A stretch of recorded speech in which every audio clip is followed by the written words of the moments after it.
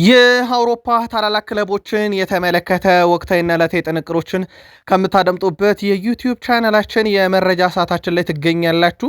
ለዚህም ሰዓት በርከት ያሉ ስፖርታዊ ጥንቅሮችን ይዘንላችሁ መተናል። በመረጃ ሰዓታችን በስፋት ትኩረት የምናደርገው ዝውውር ላይ ነው። በእርግጥ የሊግ ጨዋታዎች ተመልሰዋል። በርከት ያሉ ጨዋታዎችም ይደረጋሉ። እንጠቁማችኋለን የተወሰኑትን በምክንያት። ከዛ ውጭ ውድ ቤተሰቦቻችን በቡድን ዜናን የምናነሳቸው መረጃዎች አሉ። በመረጃ ሰዓታችን አስቀድመን በሀያላኖቹ ክለቦች ወቅታዊ መረጃዎችን ስናደርሳችሁ በተለይም የጀማል ሙሲያላ ጉዳይ በጣም የሚጠበቅ ነበረ። ልናነሳው ወደናል። እሱን ጉዳይ በእግር ኳስ ዓለም ውስጥ ከሰማናቸው በጣም አሳዛኙ አጋጣሚ ስለነበረ ባርሴሎና ቤት የቡድን ዜናና ወቅታዊ ጥንቅሮችን ይዘንላችኋል። ስፔሻል ዋን ጆዜ ሞሪኒሆ አሁን በጣም ያምራል ብለዋል። ምን ተከስቶ እንደሆነ እንነግራችኋለን።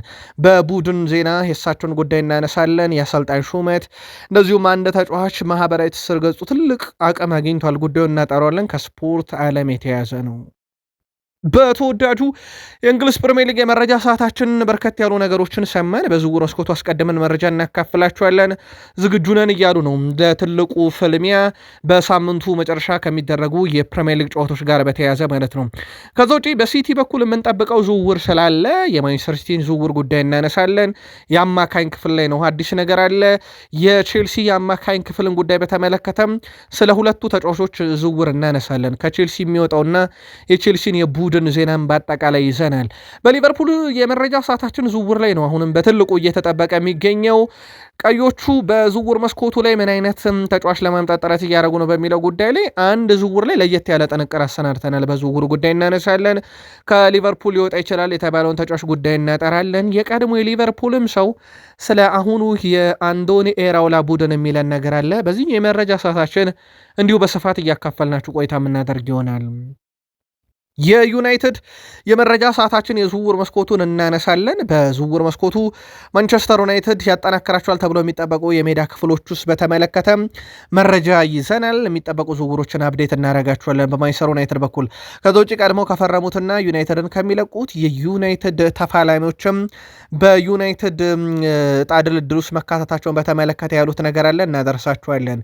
የአርሰናል የመረጃ ሰዓታችን ላይ ያው ትልቁ ጉዳይ ዩሊያን አልቫሬዝ ነው። ምን አዲስ ነገር አለ? ኤማኑኤል ፔቲንም እናነሳለን። አርሰናል ተጫዋች ለማስፈረም ጥረት እያደረገ ይገኛል፣ እንነግራችኋለን። ከዛ ውጪ አርሰናል በይፋ ተጫዋች ለቋል። ተጨማሪ መረጃ ይዘንበታል። የቡድን ዜናም እናካፈላችኋለን። እስከ ፕሮግራማችን ፍጻሜ ከኛ ጋር ከቆያችሁ እነኝና ሌሎች የተመራረጡ ስፖርታዊ ጥንቅሮችን ታደምጣላችሁ። ላይክ ስለምታደረጉን፣ ስለምታበረታቱን፣ ስለ ሀሳብ አስተያየታችሁ አመስገነናል። መልካም ቆይታ በድጋሚ። ተወዳጁ የእንግሊዝ ፕሪሚየር ሊግ በሁለተኛ ሳምንት ተመልሷል። ፓላስ ከሲቲ ዛሬ በሴልኸርስት ፓርክ ስቴዲየም እንመለከታለን። በዕለተ ቅዳሜ ምሳ ሰዓት ልክ 8 ሰዓት ከ30 ሲል አንፊልድ ላይ ሊቨርፑል ከኖቲንግሃም ፎረስት ላይ የሳምንቱ ትልቅ ጨዋታ ነው።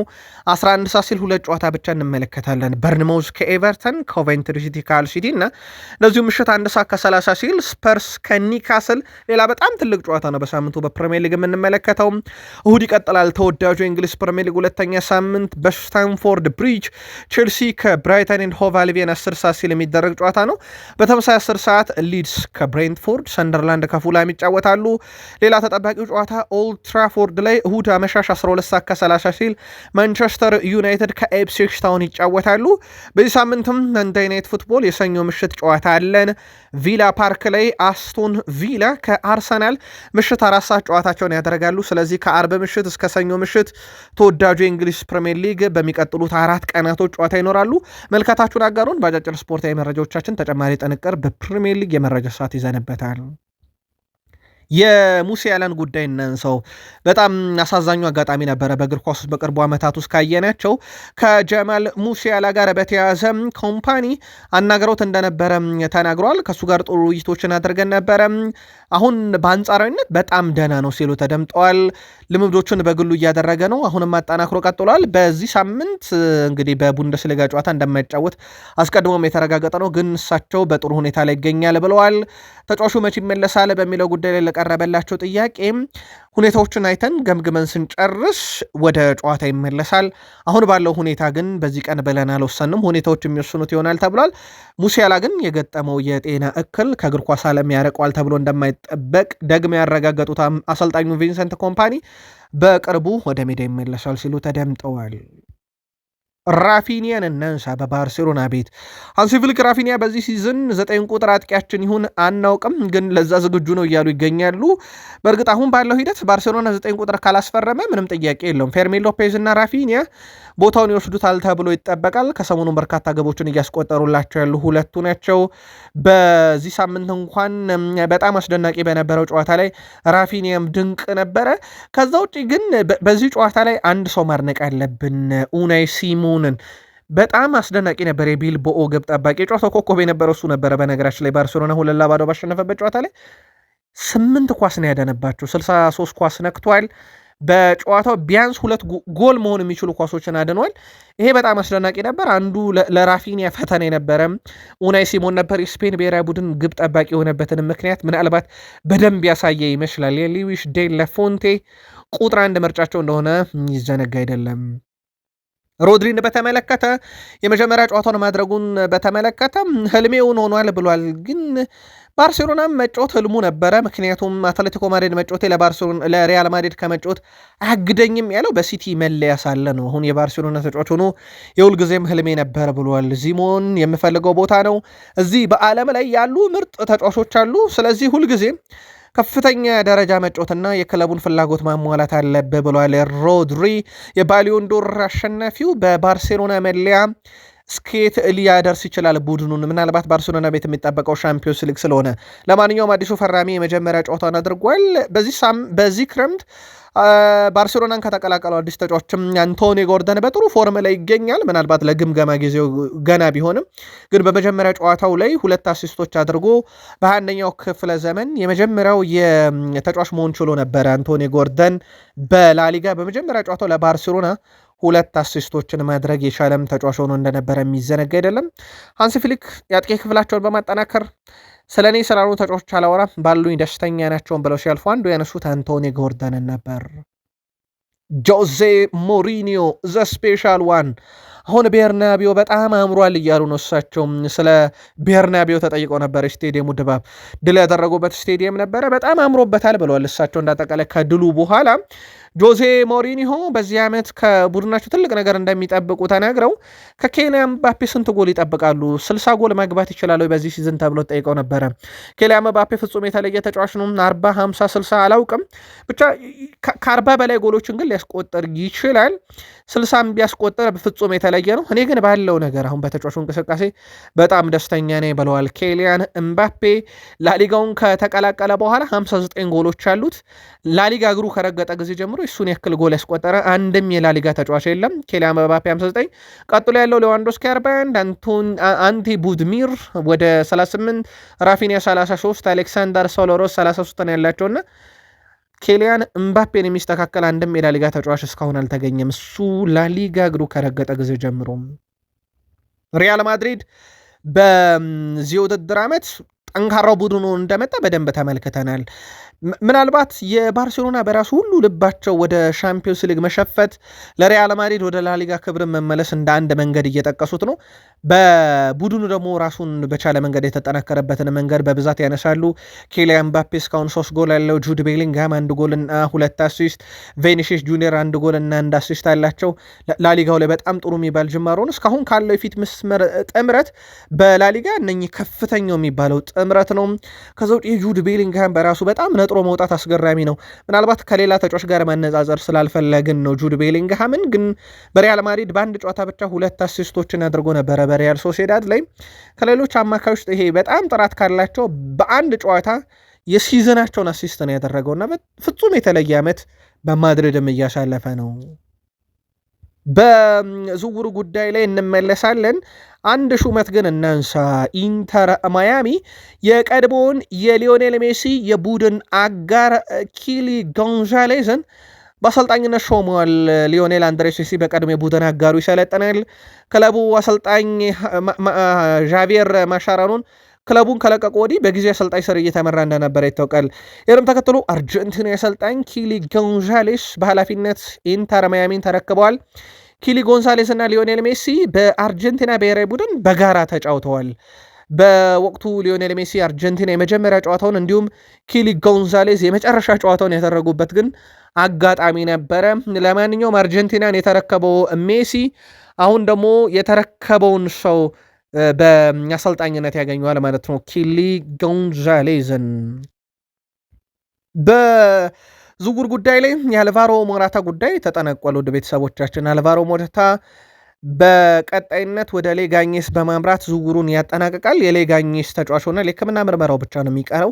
ሁሉ ነገር ተጠናቋል። አልቫሮ ሞራታ ያልተጫወተበት ሊግ አለ ለማለት ይቸግራል። በርካታ ሊጎች ተዘዋውሮ ተጫውቷል። ስፔን፣ ጣሊያን፣ እንግሊዝ፣ አሁን ደግሞ ወደ ሌጋኝስ ተመልሷል። ወደ ስፔን ግን በታችኛው ዲቪዚዮን የሚጫወት ቡድን ነው። የአልቫሮ ሞራታም የእግር ኳስ ህይወት እንግዲህ በፊት መስመር አጥቂ ላይ በጣም በትልቁ ጠበቀው፣ ግን በዛው ልክ ያልነገሱና ያልገነኑ ናቸው። በጣም በአውሮፓ ትልቅ ክለቦች የተጫወተ ነው። በስፔንም በጣሊያንም በእንግሊዝም በሀያላን ክለቦች ውስጥ ተጫውቶ ያለፈ አጥቂ እንደነበረ የሚዘነጋ አይደለም። የቀድሞ የሌስተር ሲቲ አጥቂ ጄሚ ቫርዲ በእንግሊዝ የጀርመን ቡንደስሊጋን የቀጥታ ስርጭት ባለመብት ሆኗል። ጄሚ ቫርዲ የጀርመን ቡንደስሊጋ ጨዋታን በማህበራዊ ትስስር ገጹ በዩቲዩብ እንዲያስተላልፍ ፍቃድ ተሰጥቶታል። ጄሚ ቫርዲ በዚህ ዓመት 7 የጀርመን ቡንደስሊጋ የአርብ ምሽት ጨዋታዎች እንዲያስተላልፍ ነው የተፈቀደለት። ዛሬ በጀርመን ቡንደስሊጋ የመጀመሪያ ሳምንት ባየር ሙኒክ ከስቱትጋርት በሚያደርጉት ጨዋታ የቀጥታ ስርጭቱን እንደሚጀምር ይፋ ተደርጓል። በእግር ኳስ በእንግሊዝ ፕሪሚየር ሊግ ብዙ የማይረሱ ታሪኮችን ጽፏል። ለአብነት ያክል ከሌስተር ሲቲ ጋር ዋንጫ አንስቷል። ሌስተር በታሪኩ የመጀመሪያውን ዋንጫ ሲያነሳ ቁልፍ ሰው ነበር። የሩድ ቫን ኒስተልሮይን ተከታታይ ጨዋታ ገቢ ማስቆጠር ሪካርድ የግሉ አድርጎታል። ከ11 በላይ ጨዋታዎች ላይ ጎል እንዳስቆጠር ይታወቃል። ጄሚ ቫርዲ በእንግሊዝ ፕሪሚየር ሊግም በዛ በሌስተር ቡድን ውስጥ ክስተት ከሆነ በኋላ በበርካታ ክለቦች ተፈልጎ ነበር፣ ግን በሌስተር ሲቲ በታማኝነት የቀጠለ ሌስተር ከፕሪሚየር ሊጉም ሲወርድ ወደ ፕሪሚየር ሊጉም ሲያድግ አብሮ የከረመ ተጫዋች እንደነበረ አይዘነጋም። ከሁለተኛው የዩቲዩብ ቻናላችን ከ35,000 በላይ ሰብስክራይበር ባለው ገጻችን ላይ ትገኛላችሁ። ውድ ቤተሰቦቻችን በተወዳጁ የእንግሊዝ ፕሪሚየር ሊግ የመረጃ ሰዓት ጥቂት መረጃዎችን ደግሞ እናካፍላችሁ። በፕሪሚየር ሊግ መረጃችን ላይክ፣ ሰብስክራይብ፣ ሼር እያረጋችሁን ቆዩን። ተወዳጁ የእንግሊዝ ፕሪሚየር ሊግ ዛሬ አርብ ምሽት ክሪስታል ፓላስን ከማንቸስተር ሲቲ ሴልኸርስት ፓርክ በማገናኘት ሁለተኛ ሳምንት ይመለሳል። ነገ ቅዳሜ በምሳ ሰዓት ጨዋታ ሊቨርፑል ከኖቲንጋም ፎረስት በአንፊልድ ሮድ ስቴዲየም ቀን 8 ሰዓት ከ30፣ 11 ሰዓት ሲል በርንሞዝ ከኤቨርተን፣ ኮቬንትሪ ሲቲ ካል ሲቲ፣ ምሽት 1 ሰዓት ከ30 ቶትናም ሆትስፐር ከኒካስል። ሌላ በጣም ቆንጆ ጨዋታ ነው ውድ ቤተሰቦቻችን። ይህ ጨዋታ ምናልባት የሁለቱ ክለቦችን በርካታ ጎሎችም ልናይበት እንችላለን ተብሎ በዚህ ሳምንት የሚጠበቅ ጨዋታ ነው። እሁድ ይቀጥላል ፕሪሚየር ሊጉ። ቼልሲ ከብራይተን ስታንፎርድ ብሪጅ ቀን 10 ሰዓት ይደረጋል። በተመሳሳይ ሰዓት 10 ሰዓት ሊድስ ዩናይትድ ከብሬንትፎርድ፣ ሰንደርላንድ ከፉልሃም ይጫወታሉ። ሌላ ተጠባቂ ጨዋታ እሁድ በተወዳጁ የእንግሊዝ ፕሪሚየር ሊግ በሁለተኛ ሳምንት ኦልድ ትራፎርድ ላይ ማንቸስተር ዩናይትድ ከኢፕስዊች ታውን ይጫወታሉ። ይህ 12 ሰዓት ከ30 የእሁድ የመጨረሻው ጨዋታ ነው። ሰኞ በመንዴይ ናይት ፉትቦል የሰኞ ምሽት ጨዋታ ቪላ ፓርክ ላይ አስቶን ቪላ ከሻምፒዮኖቹ አርሰናል ጋር የሚያደርጉትም ጨዋታ በዚህ ሳምንት ሌላኛው ተጠባቂ መርሃ ግብር ነው። በዚህ ክረምት ራሳቸውን በደንብ አጠናክረዋል፣ አደራጅተዋል ተብለውም በትልቁ ከሚወደሱና ከሚነገሩ ክለቦች ውስጥ አንዱ ቶትናም ሆትስፐርስ ነው። በነገራችን ላይ እኔም በግሌ የቶትናም የዝውውር እንቅስቃሴ ፍጹም የተለየ ብዬ የምገልጸው ነው። ከሌሎች ክለቦች አንጻር ምናልባት ከጥራት አንጻር ላይሆን ይችላል፣ ግን ቡድኑ ባለው ሁኔታ ራሱን ያደራጀበት መንገድ ፍጹም የተለየ ነው። በጣም ልምድ ያላቸው በትልቅ ክለቦች የሚጫወቱ ተጫዋቾች ናቸው አብዛኞቹ የተሰበሰቡት። ምናልባት ቶትናም እንዳለፉት 2 ዓመታት ላለመውረድ ቢያንስ እንደሚጫወቱ ዋስትና የሚሰጥና ለትልቅ ቡድኖች ፈተና የሚሆን ቡድን ይመስላል። ምናልባት ቶትናምን ልናነሳ ከወደድን እንደ ሰን ሁንግሚን ያለ ተጫዋችን ከለቀቀም በኋላ ዘንድሮ ምናልባት ጥራት ያለው ከሃሪኬን በኋላ ጥራት ያለው ስብስብ እየገነባ ይመስላል። 2015 ልክ በዛሬው ቀን ግን በቶትናም ቤት ከባየር ሌቨርኩሰን ሰን ሁንግሚን የተባለ ተጫዋች አምጥተው ከቶትናም ጋር በ10 ዓመት ቆይታው እንደ ኤሮፕ ሊግ ያለ ትልቅ ዋንጫ አሳክቶ ከክለቡ እንደወጣ ይታወቃል። የቶትናምና የኒካስል ጨዋታ በዚህ ሳምንት ይጠበቃል።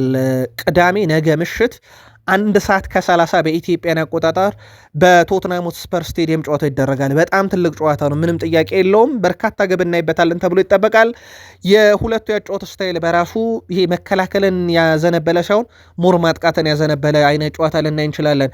ኒካስል ዩናይትድ አሰልጣኝ ማቲያስ ጄሼሌ ለቶትናም ጨዋታ መዘጋጀታቸውን ተናግረዋል።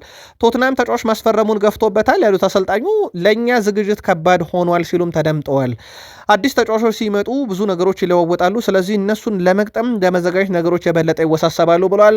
ቶትናም በዚህ ክረምት የዝውውር መስኮት በርካታ ገንዘብ በማውጣት 8 ተጫዋቾችን አምጥቷል። 8ቱም ለዋናው ቡድን መጫወት የሚችሉ እንደሆኑ ይታወቃል። በዝውውር መስኮቱ ላይ አንድ ዝውውር እየጠበቀን ነው ውድ ቤተሰቦቻችን፣ በጣም ትልቅ ዝውውር ከቼልሲ ወደ ማንቸስተር ሲቲ የአማካዩ ኤንዞ ፈርናንዴዝ ዝውውር። የቼልሲው አለቃ ዣቢ አሎንሶ ኤንዞ ፈርናንዴዝ ሊለቅ የሚችልበት እድል እንዳለ አረጋግጠዋል። አርጀንቲና አማካኝ ኤንዞ ፈርናንዴዝ ከማንቸስተር ሲቲ ጋር በግል ከስምምነት ከደረሱ ቀናቶች እንደተቆጠሩም ይታወቃል። ተጫዋቹ ከቡድኑ መቀነሱን ያረጋገጡት አሰልጣኙ የኔና የክለብ ውሳኔ ነው ማለታቸው ይታወቃል። በእግር ኳስ ምን ሊፈጠር እንደሚችል አይታወቅም ያሉት ዣቢ አሎንሶ ሁልጊዜም አስገራሚ ነገሮች ይሆናሉ ብለዋል። ትዕግስት ይኑራችሁ ባሉበት በዚህ መግለጫቸው የቼልሲው ሁለተኛ አምበል ወይም የቼልሲ ከሪስ ጄምስ ቀጥሎ እንደ አምበልም ነው አምበል ኤንዞ ፈርናንዴስ ክለቡን ሊለቅ እንደሚችል አረጋግጠዋል። አሁን የቀረው ነገር በእርግጠኝነት መናገር የሚችለው ኤንዞ ፈርናንዴስ ለሲቲ ቼልሲ በስንት ሸጡት የሚለው ሞር የሚጠበቀው ጉዳይ ነው። የአርጀንቲና መገናኛ ብዙሃን በ120 ሚሊዮን ፓውንድ ዝውውሩ ያልቃል እያሉ ነው። ጉዳዩ የገንዘብ ብቻ ሆኗል። ኤንዞ ወደ ሲቲ አይቀሬ ይመስላል። በዛ ቦታ ላይ ቼልሲዎች አማራጮችን እያዩ ይገኛሉ። የመሃል ክፍላቸውን ለማጠናከር ግብ ጠባቂውን ኤሜሊያኖ ማርቲኔዝን አምጥተው ቡድኑ የተሟላ መስሎ ነበረ። እንደ ቼልሲ ደጋፊ ጥያቄ ቡድኑ የተሟላ መስሎ ነበር፣ ግን አሁን ኤንዞ ፈርናንዴስ ከቡድኑ ይቀነሳል። ስለዚህ በዛ ቦታ ላይ የሞናኮን አማካኝ ስፍራ ተጫዋች ላሚን ካማራን መከታተል ጀምረዋል። ቼልሲዎች መረጃ አላቸው። ኤንዞ ፈርናንዴዝን ለመተካት ከያዙት አማራጭ አንዱ በሆነው ላሚን ካማራ ላይ የሞናኮ ስራ አስኪያጅ ቲያጎ ሲሮ በዝውውሩ ጉዳይ ላይ ከቼልሲ ፍላጎት እንዳለ እንደሚያውቁ ግን መደበኛ ድርድር ውስጥ እንዳልገቡ አረጋግጠው እስከ 60 ሚሊዮን ዩሮ ከቀረበላቸው ግን ተጫዋቹን ለቼልሲ ያሳልፈው እንደሚሰጡ አረጋግጠዋል። ላሚን ካማራ በበርካታ ክለቦች ይፈለግ ነበር። አንዱ የቼልሲ አማራጭ ነው። የቼልሲ ብቸኛ ግን አማራጭ አይደለም። ኤንዞ ፈርናንዴዝን ለመተካት ሌሎችም አማራጮች እንዳሉ ይታወቃል። ከዚህ ውስጥ በቼልሲ በኩል ኤንዞን ለመተካት ከያዙት አማራጭ አንዱ በበርንማውዝ ቤት የሚገኘው አሌክስ ስኮት ነው። አሌክስ ስኮትን በተመለከተም በቅዳቸው ውስጥ ቢይዙትም 26-27 የውድድር ዓመት አሌክስ ስኮትን ወደ አለመሸጥ አቋም ተጠግተዋል። በርንማውዞች ምናልባት ገንዘብ የማያደርገው ነገር የለምና በዝውውር ላይ የቼልሲ ጥያቄ ምን ያህል ነው የሚለው ይጠበቃል። በእርግጥ ቼልሲ ለሲቲ ኤንዞ ከሚሸጡበት ገንዘብ አንጻር በገንዘብ ደረጃ ላይቸገሩ ይችላሉ። ተተኪውን ለማምጣት ከ80 ሚሊዮን ፓውንድ በላይ ነው በርነማውዝ የሚፈልገው፣ ከ120 ሚሊዮን ፓውንድ በላይ ነው ለኤንዞ ይቀበላል ተብሎ የሚጠበቀው። ስለዚህ ኪሳራ አይኖረውም። በዚህ ሂደት ላይ ግን ቼልሲዎች የኤንዞን ዝውውር ማጠናቀቅ ይፈልጋሉ አስቀድመው። ከዛ ውጭ ዴቪድ ዳትሮ ፎፋና በክለቡ ያለው ጊዜ ያበቃ ሲሆን የስዊዘርላንዱን ክለብ ሰርቪት ደግሞ ተጫዋቹን በቋሚነት ለማስፈረም ስራ እየሰራ ነው። እስከ 2.5 ሚሊዮን ዩሮ የዝውውር ሂሳቡ ይሆናል ተብሎ ይጠበቃል። ተጨማሪ ክፍያዎችን ጨምሮ ዝውውሩ በዚህ ሳምንት ይጠናቀቃል። የቼልሲን ጉዳይ በተመለከተም በርካቶች የግል መልከታቸውን ያጋራሉ። በቼልሲ የቡድን ግንባታ የቡድን ጥንካሬ ዙሪያ የቀድሞ የማንቸስተር ዩናይትድ ተጫዋች ነው ፓትሪክ ኤቭራ። እኔ ገና አስቀድሞ ቼልሲ ዣቢ አሎንሶን አሰልጣኝ አድርጎ እንደሚቀጥረው ሳቅ ቼልሲ ተመለሰ ብያለሁ። ቼልሲ በዣቪ ስር ተመልሷል እርግጠኛ ነኝ እያለ ይገኛል። ከዛ ውጭ የቼልሲን ጥምረት በብዙ አወድሶታል። ፍጹም የተለየ ጥምረት ነው የሚለው የቀድሞ የማንቸስተር ዩናይትድ ተጫዋች ፓትሪክ ኤቭራ። እንደ ፓልመር ያለ ተጫዋች ሮጀርስን ጨምሮ ኤስታቪዮን ይዞ ዦዋ ፔድሮን ከፊት መስመር የያዘ ቡድንን የማጥቃት አደገኝነት መቋቋም በጣም አስቸጋሪ ነው ይላል። ከዛ ውጭ ቼልሲ በመከላከል ስፍራ ራሱን አጠናክሯል። አማካዩ ልምድ ያላቸው ጥራት ያላቸው ተጫዋቾችን የያዘ ነው የሚለው ፓትሪክ ኤቭራ። እዚህ ላይ ደግሞ በጣም ልምድ ያለውና በጀርመን ብዙ ያልተነገረ ገድልን የፈጠረው ዣቢ አሎንሶ አሰልጣኝ መሆኑ ቼልሲ ተጠባቂ እንዲሆን ያደርገዋል። ቼልሲ በዚህ ዓመት ተመልሷል እያለ ነው የቀድሞ የዩናይትድ ሌጀንድ ፓትሪክ ኤቭራ። አንዶኒ ኤራኦላ እንደ ሊቨርፑል ያለ ክለብ ልዩነት መፍጠር የሚችሉ ተጫዋቾች ያስፈልጉታል ብለዋል። በነገራችን ለሚዲያ ላይ በጣም በስፋት እየወጡ እሳቸው ስለ ዝውውር ሲያወሩ መልእክቱ ያስፈልገናል እንዲህ አይነት ተጫዋች መምጣት አለበት ሲሉ በቀጥታ ለቦርዱ ነው እንጂ ለሊቨርፑል ደጋፊዎች መቼስ ስንገላ ይሆናል ተብሎ አይታሰብም። በአንድ ለአንድ ሁኔታ ብቻውን ተጫዋቾችን አልፎ የሚሄድ ልዩነት መፍጠር የሚችል የክንፍ ተጫዋች ያስፈልገናል ሲሉ ያው ብራድሊ ባርኮላ መጥቶላቸዋል። እንዲሁም በመከላከል ስፍራም በጣም ጥራት ያለው ተጫዋች ያስፈልገናል፣ በተለይም የተቃራኒ ቡድንን ጫና መቋቋም የሚችል ብለዋል። በጀማሪም ጎሎችን አሲስቶችን በብዛት ማበርከት ከቻሉ አሁን ያለው ስብስብና አዲስ የሚመጣው በዚህ ረገድ ሊቨርፑልን የሚመጥን ቡድን እንገነባለን ብለዋል። እንደ ሊቨርፑል ያለ ክለብ ልዩነት ፈጣሪ ተጫዋቾች ያስፈልጉታል፣ ያንን እየሰራን ነው ብለዋል። በተቀሩት ቀናቶች ውስጥ ማን ነው ይህን ልዩነት የሚፈጥረው ዝውውር የሚለው ግን ጊዜ የሚፈርደው ይሆናል። ከዚህ ጋር በተያያዘ በርካቶችም ስጠይቁን ነበረ የኢስማኤል ሳርን ጉዳይ በተመለከተ። ኢስማኤል ሳርን በተመለከተ ሊቨርፑል ይፋዊ ጥያቄ ለክሪስታል ፓላስ እንዳቀረበ ይታወቃል። ፓላስ ከጋላታሳራይ 50 ሚሊዮን ፓውንድ ውድቅ አድርጓል። የሊቨርፑልን ጉዳይ በተመለከተ ግን አንድ ነገር መግባባት አልተደረሰበትም። ፓላስ የተጫዋቹን የመጨረሻ ዋጋ አልቆረጠም፣ ወይም ለዚህ ተጫዋች እናልፈልጋለሁ ብሎ እስካሁን አላሳወቀም። የጋላታሳራይን ጥያቄ ውድቅ ከማድረግ ውጭ ለሊቨርፑልም ምንም አይነት ውድቅ ያደረገው ጥያቄ የለም። ከዚህ ጋር በተያያዘ የሳር ፍላጎት ሊቨርፑልን መቀላቀል መሆኑ ተረጋግጧል። ሊቨርፑል መሄድ እንደሚፈልግ አሳውቋል። ከዛ ውጭ የሳር ወኪልም ዝውውሩ ለመጨረስ ፍላጎት እንዳለውና ተጫዋቹ ወይም ደንበኛው ወደ ሊቨርፑል ማቅናት እንደሚፈልግ አሳውቋል። አሁን የቀረው ነገር ፓላስን መሳመን ብቻ ነው። ሊቨርፑል በተቀሩት ቀናት ከፓላስ ተጫዋቹን ለማምጣት እንግዲህ ተጨማሪ ድርድሮችን ያደርጋል ተብሎ ቢጠበቅም ግን አንድ የወጣው መረጃ ፓላስ የመሸጫ ዋጋውን እስካልቆረጠ ድረስ ለሊቨርፑል ነገሮች በጣም አስቸጋሪ ሊሆኑ ይችላሉ እየተባለ ነው። ጉዳዩን እየተከታተል ነው እንገኛለን። በቃል ስፖርት ዩቲዩብ ቻናልም በዚህኛው የዝውውር ቻናላችንም በዝውውር መስኮቱ ሰፊ ሽፋን እንሰጠዋለን። በማንቸስተር ሲቲ በኩል አሌክሲስ ማካሊስተርን ጉዳይ በተመለከተ በዝርዝራቸው ውስጥ ይዘውት ነበረ፣ ግን ምንም አይነት መደበኛ ጥያቄ ይፋዊ ጥያቄ አላቀረቡም። በወኪል ደረጃ ግን አነጋግረው ነበረ የኤንዞ ፈርናንዴዝ ሁኔታ በቼልሲ ያን የዴድላይኑ በተቀመጠበት ቀን ማለት ነው። ማንቸስተር ሲቲ ኤንዞ ፈርናንዴዝን ለማስፈረም ካልቻሉ ብቻ ይህንን ተጫዋች ያመጡታል ቢባልም አሁን ለሊቨርፑል ይህን ተጫዋች የመሸጥ ምንም አይነት ፍላጎት እንደሌለው አሳውቋል። ስለዚህ በሊቨርፑል ይቀጥላል። ሌላው ሮቤርቶ ፌርሚኒሆ የቀድሞ የሊቨርፑል ተጫዋች ሊቨርፑልያን በጣም ከሚወዱ ተጫዋቾች አንዱ እንደሆነ በተደጋጋሚ ይነግሩናል። በእርግጥ እንዲህ አይነት ታለንት ያላቸው ተጫዋቾች አይደለም በደጋፊ ክለብ በገለልተኛ ደጋፊዎችን በጣም እንደሚወደዱ ይታወቃል። አዝናኝነታቸው የአንዶኒ ኤራውላን ስብስብ እንደወደደው ገልጾ የአሊሰን በቡድኑ ካፒቴን ምክትል ካፒቴኖች ውስጥ መካተቱም ጥሩ ነው ብሏል። ልምድ አለው። ለሊቨርፑል ብዙ ዓመት ተጫውቷል። ልምዱ ለሊቨርፑል ያስፈልጋልና የሱ እንደ ምክትል አምበሎች አንዱ መሆኑ በጣም ጥሩ ነው ሲል ተደምጧል። ሌሎች ያነሳቸው ነጥቦችን ጨምረን እንለፍ። ሮቤርቶ ፌርሚኖ ወደ አንፊልድ ስለመመለስ ጠይቆ ነበረ። በእርግጠኝነት በሆነ ወቅት አንፊልድ እመለሳለሁ፣ አንፊልድ በጣም ልዩ ቦታ ነው፣ ተመልሼ ለሊቨርፑል ታሪካዊ ተጫዋች ሊጫወቱ በሚዘጋጁበት ጊዜ የበጎ አድራጎት ጨዋታ በእያንዳንዱ መጫወቻ ሰዓት ላይ መጫወት እፈልጋለሁ እና በበጎ አድራጎት ጨዋታ ላይ መሳተፍ ፈልጋለሁ ብሏል። በሊቨርፑል እስከቻልኩት ድረስ መጫወት መቀጠል እፈልጋለሁ፣ ጤኔ መጠበቅ እስከቻልኩትና ጥሩ ሁኔታ ላይ እስካየለውኝ ድረስ እጫወታለሁ ብሏል። ሌላ 4 ወይም 5 ዓመታት መጫወት እፈልጋለሁ፣ እስከ 40 ዓመቴ ድረስ ይሁን ምናልባት ባላቅም፣ ግን አሁንም እየተጫወትኩ መቀጠል እፈልጋለሁ ብሏል የቀድሞ ሰው ሮቤርቶ ፌርሚኒዮ። ከሮቤርቶ ፌርሚኖ ግን የማትረሱትን ላኩልን። ምናልባት ካልተሳሳትኩኝ ወይ ለሳላ ወይ ለሳዲዮ ማኔ አንድ በፍሊክ አሲስት ያደረጋት ኳስ ብዙ ጊዜ በተደጋጋሚ በስክሪኖቻችን እንመለከታት ነበረ። ስለ ፌርሚኖ ግን ለየት ያለ ቅጽበት እናንተ የምታስታውሱትን ሊቨርፑል ያናጋሩን። በማንቸስተር ዩናይትድ ዝውውር ጉዳይ ላይ ወሳኞቹ ክለቡን ለቀው የሚሄዱትም ለዝውውር ወሳኝ ናቸው እንዳሉት ደግሞ ማይክል ካሪክ የምንገዛውበትም ክለብ ወሳኝነት አለው ማለታቸው ይታወቃል። ለአብነት ያክል ሃል ሲቲ ኒውካስል ዩናይትድ ሉዊስ ሆልን አልሸጠም እንዳለው ማለት ነው። ፊዮረንቲና ጆሹዋ ዜርኪዚን ለማስፈረም ይፋ ዝውውር ጥያቄ እንዳቀረበ ይታወቃል። ለማንቸስተር ዩናይትዶች እስካሁን ምላሽ አልሰጡም፣ ቢያንስ ይህን መረጃ እስካቀረብንበት ሰዓት ድረስ። ምናልባት ከዚህ መረጃ በኋላ ዩናይትድ ምላሽ ከደረሰ በቀጣይ መረጃ እናካተተዋለን። ዜርኪዚ ግን ወደ ፊዮረንቲና ማቅናትን በተመለከተ በሩ ዝግ አይደለም። በዩናይትድ የቋሚነት ቦታ እድል እንደማያገኝ ካረጋገጠ በኋላ ማለት ነው።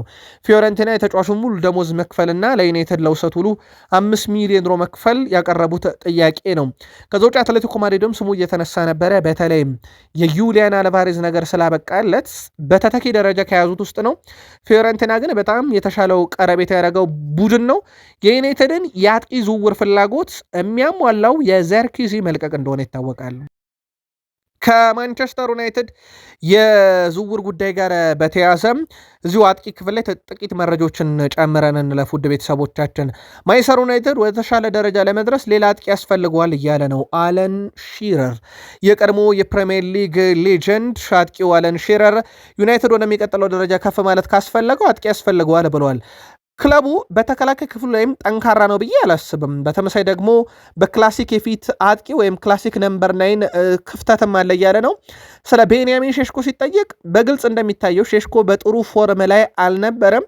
በሁለተኛ አጋማሽ ተቀይሮ ገብቶ ጥሩ እድሎችን አምክኗል። ስለዚህ በእኔ እይታ ማንቸስተር ዩናይትድ ክላሲክ ነምበር 9 ወይም በጣም አደገኛ ጨራሽ የሆነ አጥቂ ያስፈልገዋል። ዩናይትድ ትልቅ ነገር ማሸነፍ ከፈለገ ትልቅ አጥቂ ያስፈልገዋል እያለ ነው። ይህ ያለን ሽረር የግል ምልከታ ነው። አሁን ካለው ቤንያሚን ሼሽኮና ዜርኪዜ የተሻለ ሰው እያለ ነው። ግን አሁን በዚህ በተቀሩት ጥቂት ቀናት ማክሰኞ ነው የሚዘጋው። ለዩናይትድ የሚመጣ ምን አይነት አጥቂ ይኖራል? መልከታችሁን ላኩልን። የማንቸስተር ዩናይትድ ተጫዋቾች በውሰት እየለቀቁ ነው በብዛት በተለይም የአካዳሚ ተጫዋቾች። ማንቸስተር ዩናይትድ የካሪንግተኖቹን እንደ ሃሪ አማሽ፣ ቶቢ ኮይለር ያሉ ተጫዋቾችን በዚህ ክረምት በውሰት ይለቃል ተብሏል። ዌስት ብሮም የ22 ዓመቱን የማንቸስተር ዩናይትድ አማካይ ቶቢ ኮይለርን ለማስፈረም ስራዎችን እየሰሩ ነው። የ19 ዓመቱ ሃሪ አማሽ በቋሚነት የመልቀቅ ዕድሉም ከፍተኛ ነው ተብሏል። በአሁኑ ሰዓት ከሉክ ሾው በመቀጠል ዩናይትድ ሁለተኛውን የተፈጥሮ ግራ መስመር ተከላካይ ለማምጣት ገበያ ወጣ እንጂ ያሉትን እየተጠቀመ አይደለም። ሃሪ አማስንም እየተጠቀመ አይደለም ማንቸስተር ዩናይትድ፣ እንዲሁም ሌሎችንም እየተጠቀመ አይደለም። ሞር በመልቀቅ ላይ ነው ትኩረት ያደረገው። ያ ማለት ማንቸስተር ዩናይትድ ሞር ፍላጎቱ ልምድ ያለው ተጫዋችን አምጥቶ ማጫወት ነው በቦታው ላይ። ጆን ማጊን የቀድሞን የቡድን አጋሩን ዩሪ ቴሌማንስን በተመለከተም ዩሪ ቴሌማንስ ገና ወደ አስቶን ቪላ ሲመጣ ወይም አስቶን ቪላ ሲፈርም መጀመሪያ ሁላችን የሚያየነው ጥሩ ተጫዋች እንደሆነ፣ ቀርፋፋ እንደሆነ፣ ፊት እንደማያደርግ እና ወፍራም እንደሆነ ተረድተን ነበረ። በኋላ ላይ ግን በአስቶን ቪላ ያሳለፋቸው አስደናቂ ዓመታት በጣም ጥራት ያለው ትልቅ ተጫዋች እንደሆነ ተመልክተናል። አሁንም በዩናይትድ ብዙ ትችት ሊያስተናግድ ይችላል፣ ግን ጊዜ ሰተን እንየው እያለ ይገኛል። ከሰሞኑ ፖል ስኮልስ ማንቸስተር ዩናይትድ ካመጣቸው ሶስቱም አማካዮች ማለትም ዩሪ ቴሌማንስ፣ አንድሬ ሳንቶስ እና እንዲሁም ሌላኛው ካርሎስ ባሌባ ይልቅ አንድ ኮቢ ማይኖ ይሻለኛል ማለቱ ይታወቃል። ፖል ስኮልስ የግል መልካታ ነው። ጆን ማጊን ግን በዩሪ ቴሌማንስ አትጠራጠሩ፣ እኛም ጋር ሲመጣ እንደ አይነት ጥርጣሬ ነበረን፣ ግን ዩናይትድ ቤት ጊዜ ተሰጥቶት ይታያል ይገኛል። የማንቸስተር ዩናይትድ የዕጣ ድልድል አንዱ ወደ 1999 ትውስታ ሁላ ወስዷቸው ነበር። የማንቸስተር ዩናይትዱን ስራ አስፈጻሚ ኦማር ቤራዳን በሻምፒዮንስ ሊግ ፍጻሜ ጨዋታ አሁን ግናብሪ በሻምፒዮንስ ሊግ ድልድል ከማን ዩናይትድ ጋር ስለደረሰን ደስ ብሎኛል ብሏል። የባየር ሙኒክ ተጫዋች ማንቸስተር ዩናይትድ በጣም እየተሻሻለ የመጣ ቡድን ሆኗል። በዛ ላይ በጣም ድንቅ የሆነ ታሪክ ያለው በጣም አስደናቂ ስቴዲየም ያለው ቡድን ነውና ከዩናይትድ ጋር ስለደረሰን ትልቅ ጨዋታ ይጠብቀናል ብለዋል። ከዛ ውጭ ዩናይትድ የሚገጥመው አንዱ ክለብ ለየት ያለ ክለብ ነው። ሻባህ የተባለ ክለብን ይገጥማል። በቅርብ ዓመታት ውስጥ ወደ እግር ኳስ የተቀላቀለ ክለብ ነው። ጠንካራ ጨዋታ አለበት። አንዱ ዩናይትድ፣ አርሰናል፣ ባርሴሎና እንደ ዩናይትድ ያለ ታሪካዊ ክለብ ጋር ስለደረሰን በጣም ደስ ብሎናል። ይሄ ለእኛ ጥሩ አጋጣሚ ነው እያሉ ነው። ማንቸስተር ዩናይትድ በአዲሱ ፎርማት በሻምፒዮንስ ሊግ ለመጀመሪያ ጊዜ ይሳተፋል። በርከት ያሉ ጠንካራ ጨዋታዎች ይጠብቁታል ማንቸስተር ዩናይትድን። ከዚህ ውስጥ በተለይ ማንቸስተር ዩናይትድ በአውሮፓ ሻምፒዮንስ ሊግ በሜዳው ባየር ሙኒክ፣ ሮማ፣ ላይፕዚግ፣ ሳባ ከሜዳ ውጪ ኮሞ፣ ቪላሪያል፣ ስፖርቲንግ ሊዝበን እና አትሌቲኮ ማድሪድን እንደሚገጥም ይታወቃል። ዩሊያን አልቫሬዝ ጋር ደረስን። ውድ ቤተሰቦቻችን በጣም አሳሳቢ ነገር ነው። የዩሊያን አልቫሬዝ ጭንቀት የሚባል ህመም እንዳጋጠመው ተረጋግጧል። አርጀንቲና የተጫዋች ዩሊያን አልቫሬዝ የጭንቀት ህመም እንዳጋጠመው ተረጋግጧል። ዩሊያን አልቫሬዝ የህክምና ባለሙያዎች ጭምር የተረጋገጠ እንደሆነና ህክምና እየተደረገለት እንደሆነም ጭምር ነው አንዳንድ መረጃ ምንጮች ያረጋገጡት። ተጫዋቹ በጭንቀት የተሰቃየ መሆኑ የአትሌቲኮ ማድሪድ የህክምና ቡድን አባላትም ይፋ አድርጓል። አትሌቲኮ ማድሪድ አልቫሬዝን ለባርሴሎና ምን ሲደረግ ነው የምንሸጠው? ጉዳዩ እኮ የክብር ነው ካሉ በኋላ ተጫዋቹ ለከፍተኛ ጭንቀት ለተባለ ህመም ተጋልጧል። አልቫሬዝ ባለፉት 3 የቡድኑ መደበኛ ልምምዶችም ራሱን ከቡድኑ ማግለሉ ተረጋግጧል። ዩሊያን አልቫሬዝ ዛሬም በልምምድ ላይ የለም፣ በጨዋታም ላይ ይገኛል ተብሎ አይታሰብም። ጭራሽ ጭንቀት፣ ድብርት ለተባሉ የስነ አእምሮ ችግሮች እንደተጋለጠም ተረጋግጧል። ጉዳዩን በተመለከተም አርሰናል ነው እንግዲህ ለተጫዋቹ መሄድ ትችላል የተባለበት ክለብ። ዩሊያንን አልቫሬዝን በተመለከተም አሁንም የአትሌቲኮ ማድሪዱ ዋና ስራ አስፈጻሚ ሚጌል አንጄል በፍጹም ምንም አዲስ ነገር እንዳጠብቁ ብሏል። በቀጣይ ዝውውር መስኮቱ ይዘጋል እንጂ ለባርሴሎና እንሸጠው ምን ያሉት እሳቸውና ይሄ ተጫዋች ወደ ባርሴሎና ሲሄድ ፈጽሞ አትመለከቱትም ብለዋል። አሁን ዩሊያን አልቫሬዝ እጁ ላይ 3 ሳይሆን 2 አማራጭ ነው ያለው። ወይ በአትሌቲኮ ማድሪድ መቀጠል ወይ ወደ አርሰናል መሄድ። ተጫዋቹ ባርሴሎናን ብቻ ብሎ ነው አሁንም ያለው። ከቀረቡለት አማራጮች ሁሉ የማይሆነውን ነው ተጫዋቹ እንግዲህ በአትሌቲኮ ማድሪድ ከቀረቡለት አማራጭ የማይሆነውን ነው ይዞ ያለው። ለከፍተኛ ጭንቀት ችግር ተዳርጓል። ለአርሰናል ደጋፊዎች ግን አንድ ጥያቄ ጣል አድርገን እንለፍ። እንዲህ ለባርሴሎና ብሎ የስነ አእምሮ ችግር የገጠመውን ተጫዋች ለአርሰናል አምጥቶ መጫወት ከዚህ በኋላ ግን እርባን ይኖረዋል ወይ? ከቪክተር ዮኬሬሽ ጋርስ መታገል አይሻልም ወይ? እንዲህ አይነት ተጫዋችን ማምጣት ቡድኑስ መልበሻ ክፍሉን አይረብሽም ወይ? የግል መልከታችሁን ግን እንደ ሀሳብ ብትጽፉልን ደስ ይለናል። ኢማኑኤል ፔቲ ስለ ዩሊያን አልቫሬዝ ምልከታውን አጋርቶ ነበረ። አልቫሬዝ ጥሩ ተጫዋች ነው፣ ፈጣን ነው፣ ቴክኒካል ብቃት አለው፣ የጨዋታው እይታ በጣም ጥሩ ነው፣ ጎል ማስቆጠር ይችላል፣ አሲስት ያደርጋል፣ በተለየ መንገድ የሚንቀሳቀስበትን መንገድ ወዳለው። አርሰናል የራሱ የጨዋታ ስርዓት አለው እና አዲስ ተጫዋች ሲያስፈርም ከዚህ ስርዓት ጋር መስማማት አለበት ብሏል። እኔ እንደማስበው ግን አልቫሬዝ ከአርሰናል ጋር በጣም ጥሩ ተስማሚ ተጫዋች ይሆናል። አጮቱ እንቅስቃሴውና ወደ ፔናልቲ ሳጥን ውስጥ ወይም ወደ ፍጹም ቅጣት ምት መቻ ሳጥን ውስጥ ሲገባ ያለው ጥራት ፍጹም የተለየ ነው። እናም አርሰናል ይሄን ተጫዋች በገንዘብ ደረጃ ከሆነ ተደራድሮ ማምጣት አለበት፣ ግን በተጫዋቹ ፍላጎት ላይ ተመረኮዘ ነው ብሏል። ደጋግመን አንስተነዋል። እንዲህ አይነትን ተጫዋች ማምጣት በጥራት ደረጃ ዩሊያን አልቫሬዝ እንከን የሌለው ተጫዋች ነው። ምናልባት ይሄ ሰውኛ እንከንን ትተን ማለት ነው። በጣም ሻርፕ ናይን ከሚባሉ በጣም ይሄ ክላሲክ ነምበር ናይን ከሚባሉ በጣም ምርጡ አጥቂ ነው። ይህን ተጫዋች ማምጣት ጥቅም ያለው አሁን ካለው ሁኔታ አንጻር ማምጣቱን ግን ምልከታችሁ ነገሩን።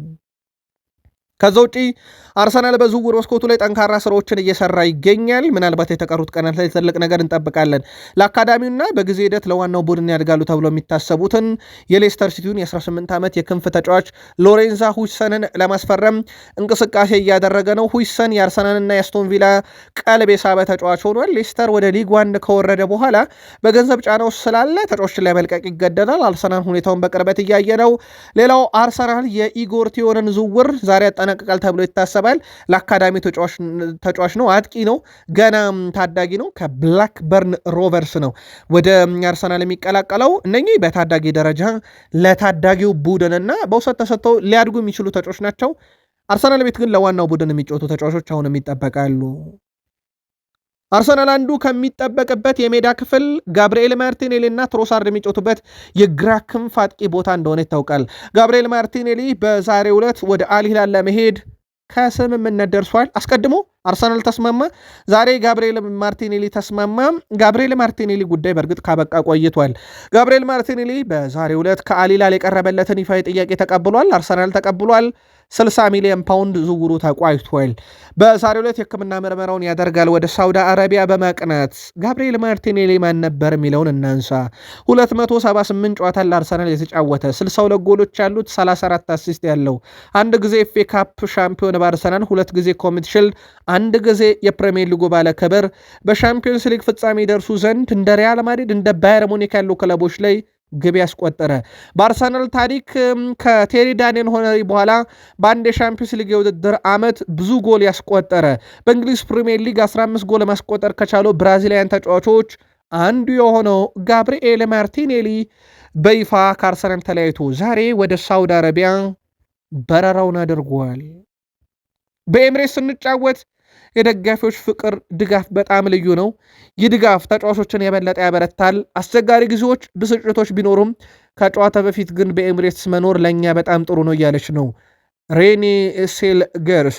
እቺ የቀድሞ የአርሰናል ተጫዋች፣ እቺ የአሁኗ የአርሰናል አሰልጣኝ ሻምፒዮንስ ሊግን በእንግሊዝ ፕሪሚየር ሊግ በሴቶች እግር ኳስ ታሪክ ወደ እንግሊዝ በተጫዋችነትም በአሰልጣኝነትም ለአርሰናል ያመጣች ብቸኛው ክለብ ነው አርሰናል።